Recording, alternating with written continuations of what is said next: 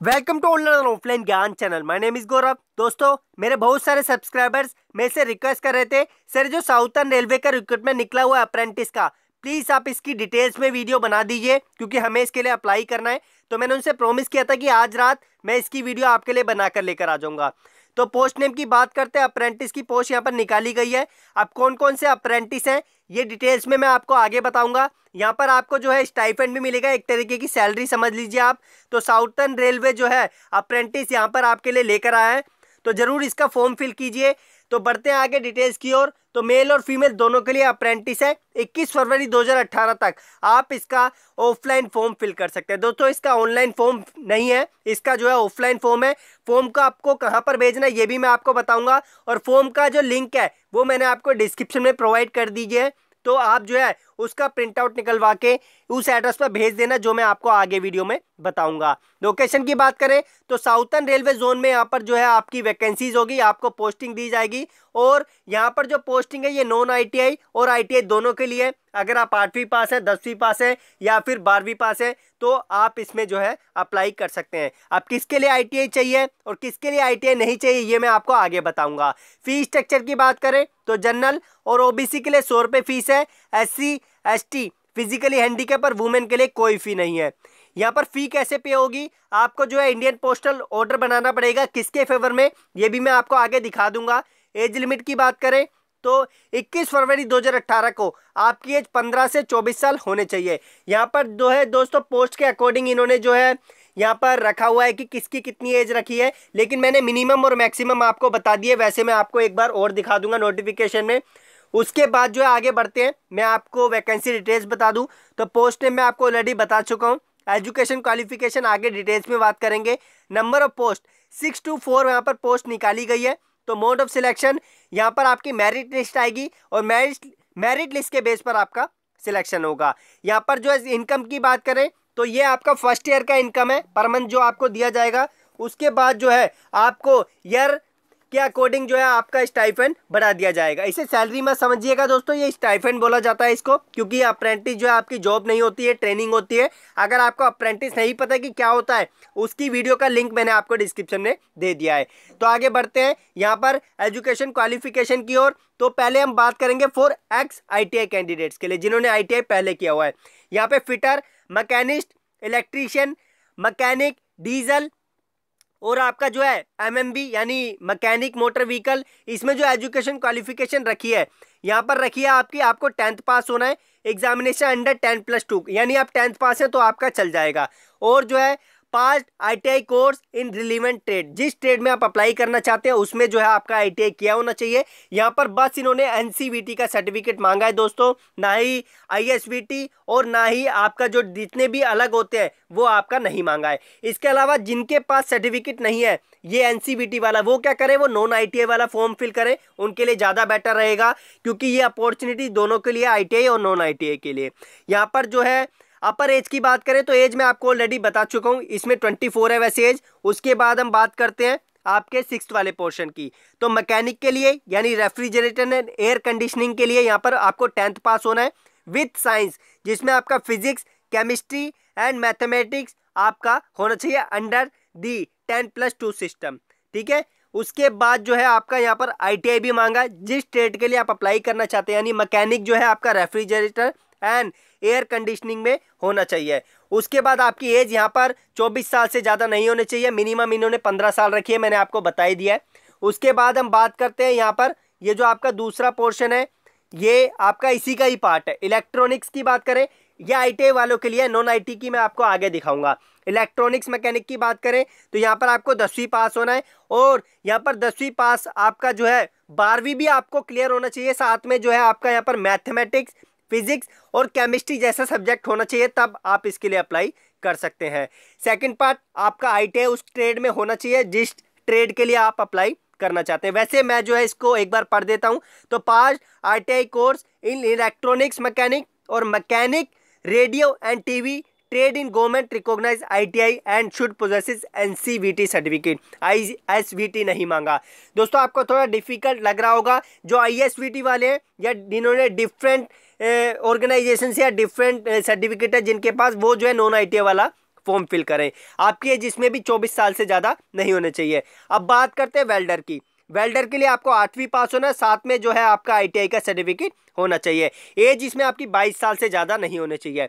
PASAA यानी programming and system administration assistant के लिए यहाँ पर जो है आपको 10वीं पास होना है, और साथ में जो है आपका NTC issued by NCVT in trade of COPA भी यहाँ पर चलेगा अगर आपने जो है कोपा में सर्टिफिकेट ले रखा है। उसके बाद जो है यहाँ पर आपकी एज 24 साल से ज़्यादा नहीं होना चाहिए। तो कोपा के लिए भी अच्छी अपॉर्चुनिटी है, कोपा वाले भी इसका फॉर्म फिल करें। तो यहाँ पर फ्रेशर की बात करें, जो नॉन ITI कैंडिडेट्स हैं उनके लिए अच्छी अपॉर्चुनिटी है, जो चाहते हैं कि अप्रेंटिस करें और साथ के साथ जो है उनको ट्रेनिंग भी मिल जाए और साथ के साथ उनकी इनकम भी हो जाए। तो बहुत ही अच्छी अपॉर्चुनिटी है। जिन्होंने ITI नहीं किया वो इसका फॉर्म जरूर फिल करें, वेल्डर के लिए और फिटर के लिए।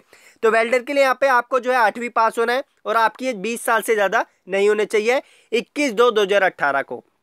फिटर की बात करें तो यहाँ पर आपको जो है 10वीं पास होना है और स्टैंडर्ड जो है अंडर 10+2 सिस्टम एजुकेशन और इट्स इक्विवेलेंट आपका होना चाहिए। मीन्स आप जो है 10वीं पास है, आप इसे मत देखिए, सिर्फ आप 10वीं पास है तो आप इसका फॉर्म जरूर फिल करें और आपकी एज 22 साल से यहाँ पर ज़्यादा नहीं होने चाहिए। जिनको इस फील्ड में करियर बनाना है वो इस फील्ड में जा सकते हैं, नॉन ITI वाले कैंडिडेट्स। अब बात करते हैं फॉर फ्रेशर्स और नॉन ITI कैंडिडेट्स के, जो medical department for railway hospital का होता है उसके लिए यहाँ पर। तो मेडिकल लेबोरेटरी टेक्नीशियन यानी रेडियोलॉजी में आपकी जो है यहाँ पर पोस्ट देख लेते हैं हम कितनी कितनी पोस्ट है।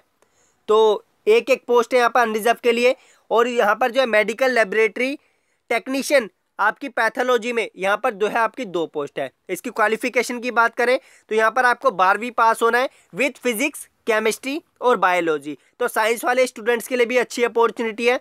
तो यहाँ पर जो है आपकी एज 22 साल से ज़्यादा नहीं रखी है। दोस्तों इस अप्रेंटिस का पर्पस जो है आपके लिए यही है कि यहाँ से आप ट्रेनिंग लें, उसके बाद जो है आपको फ्यूचर में अच्छी अपॉर्चुनिटी मिले। उसके बाद जो है हम बात करते हैं स्टैंडर्ड ऑफ फिजिकल फिटनेस की। तो आपकी जो है हाइट यहाँ पर हर कैंडिडेट के लिए यहाँ पर, तो हाइट जो है यहाँ पर 137 सेंटीमीटर आपकी होने चाहिए और वेट आपका 25.4 kg होना चाहिए, क्योंकि ये जो है 15 साल का बच्चा इस वेट से तो ज़्यादा नहीं होगा आई थिंक, तो इसलिए जो है इन्होंने वेट यहाँ पर मिनिमम इतना ही रखा है। चेस्ट जो है आपकी जो है यहाँ पर expansion should not be less than 5 centimetre आपका होना चाहिए। इन्होंने कोई ऐसी रिक्वायरमेंट नहीं रखी कि आपकी चेस्ट इतनी होनी चाहिए या इतनी होनी चाहिए, बस फुलाने के बाद आपकी जो है 5 सेंटीमीटर से ज़्यादा नहीं होने चाहिए।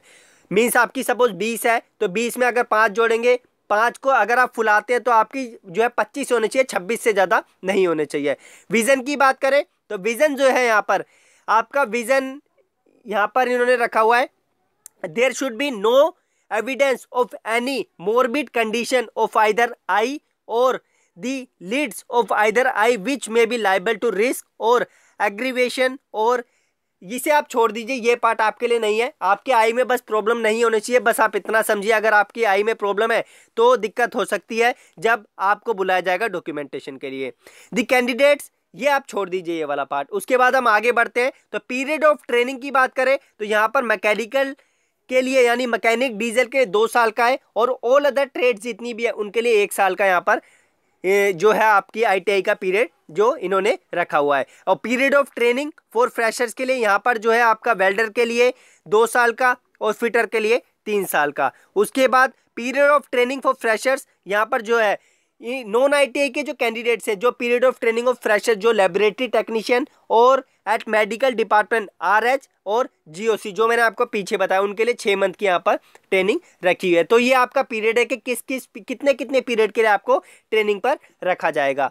उसके बाद ये कुछ अदर कंडीशंस हैं, ये आप देख लेना। और ये आपका फी पेमेंट करने का तरीका है। मैं आपको फॉर्म आगे दिखाऊंगा, वो फॉर्म फिल करके और डॉक्यूमेंट्स अटैच करके कौन कौन से डॉक्यूमेंट्स हैं ये भी आपको दिखा दूंगा।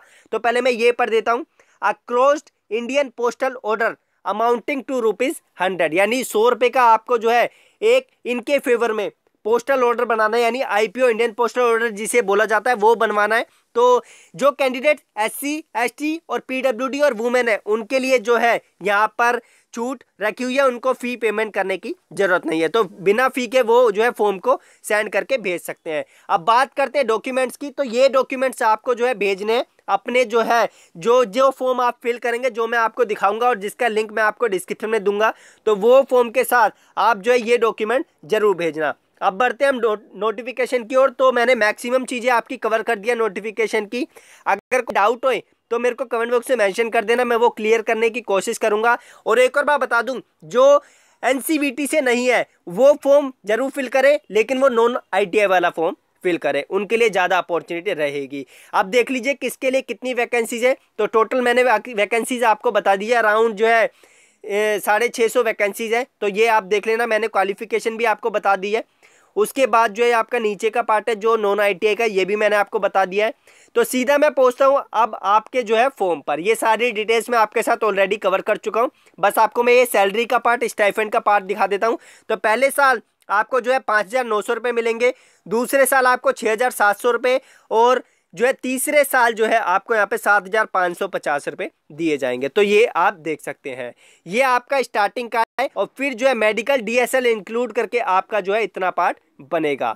उसके बाद ये कुछ अदर कंडीशंस है जो मैंने आपको पीछे भी दिखा दी है, और ये आपका फॉर्म है जो मैं आपको नीचे दिखाने जा रहा हूं। तो नोटिफिकेशन को आप अच्छे से देख लेना, ये आपका फॉर्म है, फॉर्म को अच्छे से देखें। और फिल करने में कोई इशू आता है किस कॉलम में क्या फिल करना है, तो मेरे को आप कमेंट बॉक्स में मेंशन कर देना।